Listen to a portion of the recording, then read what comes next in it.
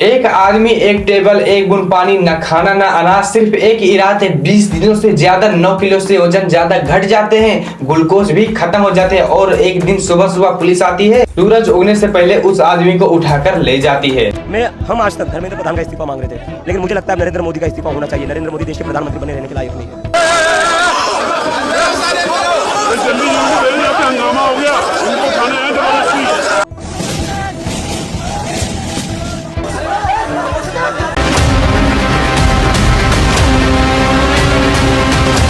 सवाल सिर्फ एक ही है, क्या उनकी जान बचाने की कोशिश थी या फिर आवाज दबाने की कोशिश। आज हम सोनम वांगचुक की सिर्फ उस कहानी की बात करेंगे जो सिर्फ सोनम वांगचुक की कहानी नहीं है, पूरे देश की है, पूरे देश के लड़कों की भविष्य की है। वीडियो को अंत तक देखना, क्योंकि हर लाइन में एक एक मोड़ जरूर है।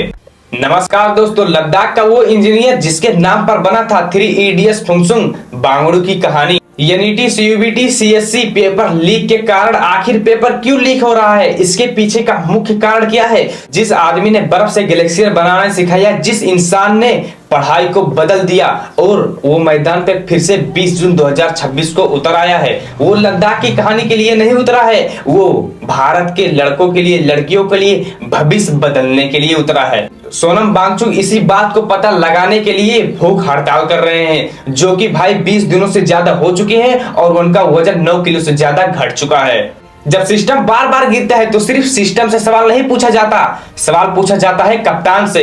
सीजेपी कॉकरोच जनता पार्टी का आंदोलन चल रहा था, उसी में वांगचुक ने अपना भी नाम दर्ज करा लिया। उन्होंने भी भूख हड़ताल स्टार्ट कर दिया। वो सिर्फ इसलिए भूख हड़ताल कर रहे थे कि आखिर शिक्षा मंत्री धर्मेंद्र का इस्तीफा सिर्फ दिला दो, और आखिर पेपर लीक इतना ज्यादा क्यों हो रहा है, देश के बच्चों का भविष्य आखिर क्यों खराब हो रहा है पेपर लीक होने के कारण। हमें ये समझना जरूरी है कि ये कोई कहानी नहीं है। वांगचुक पहले भी लद्दाख में कई कारण की वजह से भूख हड़ताल कर चुके हैं, लेकिन ये मामला कुछ ज्यादा ही गंभीर है। ये पूरे देश के छात्रों के भविष्य के लिए है। अब आते हैं उस मोड़ पर जहां से कहानी गंभीर होने लगी है। 19वें दिन डॉक्टर का रिपोर्ट जो सब कुछ बदल दिया। ग्लूकोज रिजर्व मतलब शरीर के आसपास चीनी खत्म हो चुका है और चर्बियां सिर्फ बची है। मांसपेशियां क्यों, केटोन लेवल्स 3 पल्स और यूरिक एसिड हाई। 9 किलो से ज्यादा वजन घट चुका है। 56.9 किलो सिर्फ वजन ही उनके शरीर में बचा हुआ है। भूख हड़ताल में सबसे पहले पेट नहीं टूटते, भूख हड़ताल में सबसे पहले टूटते हैं विश्वास। अगर विश्वास टूट गया तो पूरा शरीर ही टूट जाएगा। डॉक्टरों ने साफ चेतावनी दे दिया है कि अगला स्टेज ओरेगन तक पहुंच सकता है। 24 घंटे तक तुरंत ही जांच शुरू हो चुकी है। हर घंटे रिपोर्ट, हर घंटे टेंशन। और इसी बीच के दौरान वांगचुक ने एक वीडियो रिलीज किया कि वो बोले उस वीडियो की मैं जिंदा हूँ, मैं मरा नहीं हूँ और मैं तब तक भूख हड़ताल करूंगा जब तक सरकार कोई जवाब नहीं देती। अगर हम जवाब लिए बिना वापस चल जाएंगे तो सरकार को लगेगा ये सिर्फ अफवाह कर रहे थे, एक सिर्फ मजाक कर रहे थे। अब बात करते हैं उस दिन की जो इस पूरी कहानी का सबसे बड़ा मोड़ बन गया।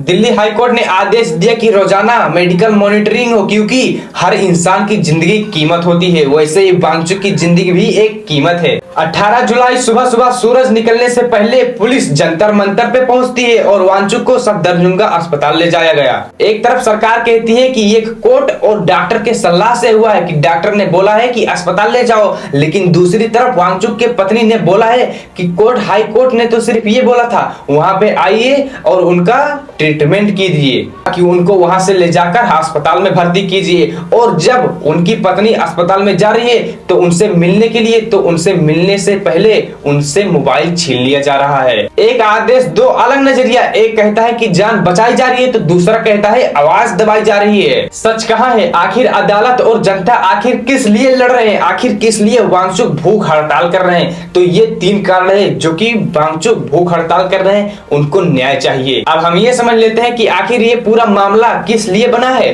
वांगचुक क्यों भूख हड़ताल कर रहे हैं। तो नंबर 1 पे है शिक्षा मंत्री का इस्तीफा, तो दूसरे नंबर पे है पेपर लीक आखिर क्यों हो रहा है, और तीसरे नंबर पे है सिस्टम से सवाल। लेकिन कभी कभी खामोशी, जवाब न देना सबसे बड़ा सवाल बन जाता है। आयोजकों ने साफ कहा है, जनता ने साफ कहा है कि हम नहीं रुकेंगे, चाहे वांगचुक अस्पताल में हो चाहे ना हो, उससे मुझे परवाह नहीं है। हम लड़ेंगे, अपने इंसाफ के लिए लड़ेंगे।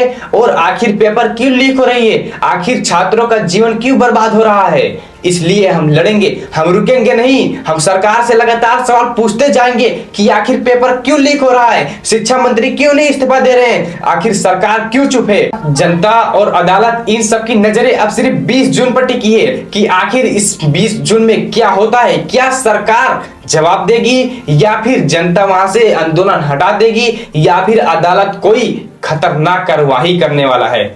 एक आदमी की भूख हड़ताल सिर्फ एक आदमी की कहानी नहीं होती, वो पूरे देश का एक आईना होता है जो दिखाती है कि एक देश अपने बच्चों के भविष्य के लिए कितनी गंभीरता से सच्चाई जानने की कोशिश कर रहा है। सोनम वांगचुक अस्पताल में है, उनकी जान बच गई है, लेकिन सवाल ये है कि आखिर सोनम वांगचुक जिसके लिए लड़ रहे थे, आखिर उसका रिजल्ट क्यों नहीं आया, आखिर सरकार जवाब क्यों नहीं दे रही है। वो अब भी अस्पताल के बाहर, संसद के बाहर और हम सबके सामने खड़े हैं। सवाल ये नहीं कि वांगचुक जिंदा रहेंगे या नहीं, सवाल ये है कि क्या अगला सवाल हम ढूंढ पाएंगे या हम अगली सुर्खियों का इंतजार करेंगे। आपको क्या लगता है, सोनम वांगचुक को न्याय मिलेगा या फिर नहीं? अपनी राय मुझे कमेंट बॉक्स में जरूर बता देना।